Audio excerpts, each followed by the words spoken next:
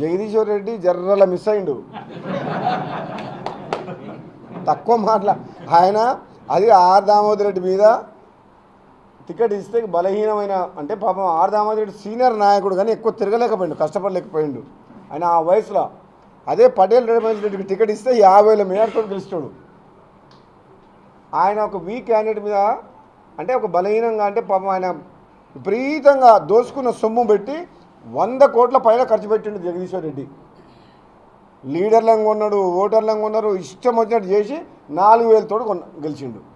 మేము కాంగ్రెస్ పార్టీ అభ్యర్థులను ఒక్కొక్కరు 50,000 60,000తో గెలిచినాం. ఆ జగదీశ్వర్ రెడ్డి ఎన్ని ఓట్లతో గెలిచిండు? ఎవరైనా గెలిచిరా కాంగ్రెస్ పార్టీలో జిల్లాలో? ఎవరికైనా తక్కువ వచ్చిందా? అందరికంటే తక్కువ నాకే వచ్చింది. మా వీరేశంకు 75,000 వచ్చింది. ఏమంత? మా మందల సామెలకు 50,000 వచ్చింది. మన జయవీరుకు 50,000 వచ్చింది. 56,000 వచ్చింది. 27,000 భువనగిరి మా నాకంటే తక్కువ మా కుమ్మని రెడ్డి ఉండు 27,000 అంటే పైలశేఖర్ రెడ్డి కాదు, పైసల శేఖర్ రెడ్డి కదా. ఆయన 100 కోట్లు ఖర్చు పెట్టిండు. మా ఐలాకు బాగానే వచ్చింది. అంటే మీ ఒక్కడే ఒక జగదీశ్వర్ రెడ్డి 4,000 ఓట్లతోటి సాగు తప్పి కన్నులోడబోయినట్టు ఆయన మాట్లాడుతున్న 10 వేసుకొని ఆ దొంగ చూపులు దొంగ కన్నులు ఏమంటారు దాన్ని చూస్తే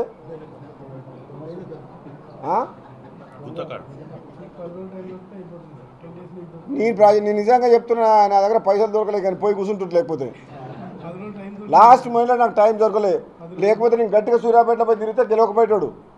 ఒక్కరోజు పోయి వచ్చిన. ఆయన ఏం మాట్లాడుతుండు? నేను అసెంబ్లీలో మాట్లాడలే. జగదీశ్వర్ రెడ్డి నిన్న ఆర్టీవీలో ఇంటర్వ్యూ చూసినా నోరు బారేసుకుంటున్నా మా కోమటిరెడ్డి సోదరుల గురించి.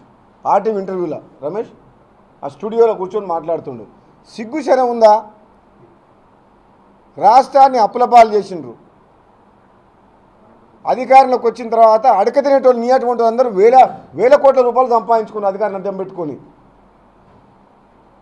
నిజమైన ఉద్యమకారులేమో బయట ఉన్నారు. తలసాని శ్రీనివాస్ యాదవ్, ఎర్రబెల్లి దయాకర్ రావు, తుమ్మల నాగేశ్వరరావు, ఆయన పేరు ఏంది మళ్ళీ పువ్వాడ అజయ్ కుమారు, కడియం శ్రీహరి, నామ నాగేశ్వరరావు. సిగ్గు శరం ఏమైనా ఉందా? తుమ్మల గతంలో ఉండే కదా, ఇప్పుడు కాదు మళ్ళీ కాంగ్రెస్లోకి వచ్చిండు. ఆయన ఉద్యమకారుడు కాదు కదా. సరే ఇప్పుడు ఆయన అనకూడదు కానీ చెప్తున్నా, మీ మంత్రివర్గంలో ఎవరున్నారు 10 ఏళ్ల పాటు తెలంగాణ ఉద్యమం చేసిన వాళ్ళు ఉన్నారా? తెలంగాణ ఉద్యమం చేసిన ఉన్నారా? 10 ఏళ్ల పాటు తెలంగాణ ద్రోవులని సంకల పెట్టుకొని వేల కోట్లు లక్షల కోట్లు దోసుకున్న చరిత్ర బీఆర్ఎస్ పార్టీది, కేసీఆర్ కుటుంబాన్ని, జగదీశ్వర్ రెడ్డిది. అటువంటి వ్యక్తి మా గురించి మాట్లాడుతున్నంటే ఎంత అస్యాస్పదం మీరు ఒక్కసారి ఆలోచన చేయండి. ఆనాడు 12 మంది ఎమ్మెల్యేలకు తీసుకుపోయిండ్రు, ప్రతిపక్షం లేకుండా చేసిండ్రు. మా దళితుని ముఖ్యమంత్రి చేస్తున్న కేసీఆర్ దళితుడు సిఎల్పి లీడర్ ఉంటే బట్టి విక్రమను ఓర్చుకోలేక ఆ పదవిలోకి వెళ్ళి బీకేసిండు. మీరేం చేసినావు? నువ్వు ప్రగతి భవన్లో ఉన్నావు కదా, బట్టిది నువ్వు సీటు బీకేస్తే నిన్ను ఇల్లు ఖాళీ చేయించి అదే ఇంట్లో బట్టిని పెట్టినావు. ఇప్పుడు ఎక్కడ ఉంటున్నావు? మా డిప్యూటీ సీఎం బట్టి విక్రమార్క గారు ఎక్కడ ఉంటుండ్రు? కేసీఆర్ ఉండే ఇంట్లో ప్రగతి భవన్లు ఉంటుండు. బిడ్డ నువ్వు మమ్మల్ని సీటు గుంజుకుంటే నేను ఇల్లే కాల్ చేయించినాం. ప్రగతి భవన్ కాల్ చేయించినావా లేదా? నువ్వు ఏదైతే తప్పులు చేసినావో ప్రజలందరూ గమనించారు. అహంభావంతో నువ్వు ఎట్లయితే పరిపాలన చేసినావో ఆ తెలంగాణ ప్రజలు ఎప్పటికీ నేను పర్మనెంట్ అనుకున్నా. పాపం ఆయన ఇట్లా కట్టుకున్నా అంటే ప్రగతి భవన్ నేనే పర్మనెంట్, నా తర్వాత నా కొడుకు అనుకున్నాడు. తెలంగాణ ప్రజలు ఇచ్చిన షార్ట్ ట్రీట్మెంట్కు మైండ్ బ్లాంక్ అయి బాత్రూంలో జారిపడ్డాడు. షాకే కదా, షాక్ ట్రీట్మెంట్ ఇవ్వలే. నాకు డబ్బు ఉంది, అధికారం ఉంది, వీళ్ళందరూ నాకు బానిసల్లాగా పోలీసులు నా చేతులను అనుకుండు.